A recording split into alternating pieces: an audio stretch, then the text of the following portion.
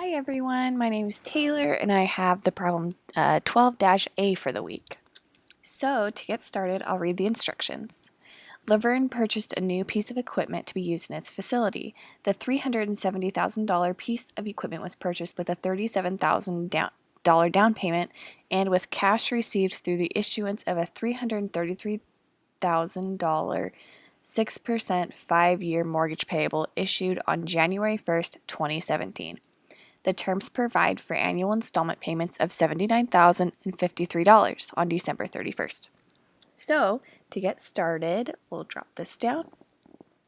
I just want you to take note of the information that's important in the instructions. They kind of throw a lot at us. So the most important part of this that I want you to take a look at is there's a $37,000 down payment, and that drops our principal balance to $333,000.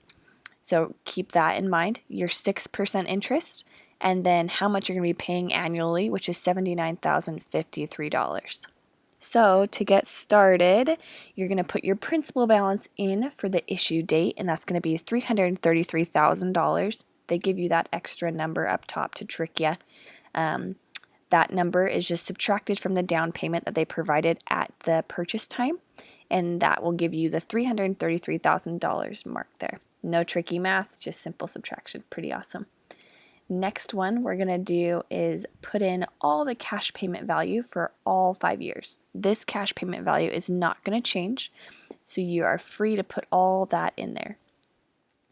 Next, we're going to get started on the interest expense. I assigned each category a letter, so when we're doing the formulas, they'll be a lot easier.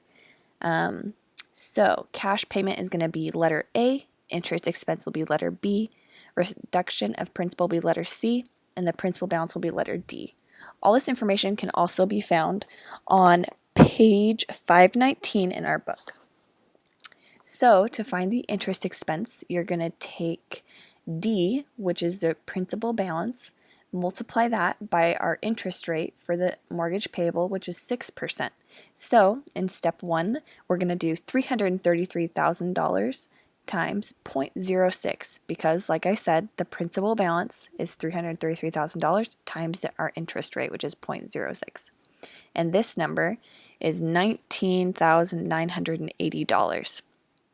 So our interest expense, which we found, will go in our interest expense column for year 1, and then to find our reduction of principal, we'll go up to our formula little chart up here, and that is going to be A minus B.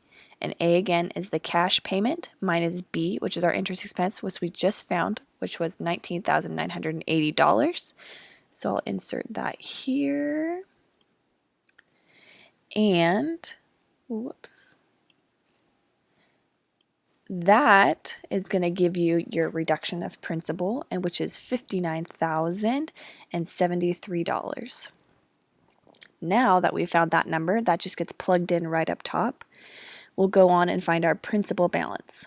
So principal balance is going to be D, so that's principal balance, minus C, which is reduction of principal, which we just found, which is $73. So we'll subtract those two, and you'll get your answer for the principal balance of after year 1 payment, which is $273,927. So that's how you fill out that whole first line. You're going to continue to do this all 5 years, and I'll go through it with you one more time, but a little bit quicker. So to find your interest expense for year 2, you're going to do just like we did in the previous year. You're going to take your principal balance, but that's going to change because you have made a payment, so that'll be $273,000. Multiply that times your interest rate, which is 0.06, and that'll give you your interest expense for the year. Then you'll take your interest expense and subtract that from your cash payment. So you're going to do A minus B. So your A is going to be cash payment minus your interest expense, and that'll give you your reduction of principal. And lastly, you're going to find your principal balance, which is going to be principal balance minus your reduction of principal, and that will give you the principal balance for the year.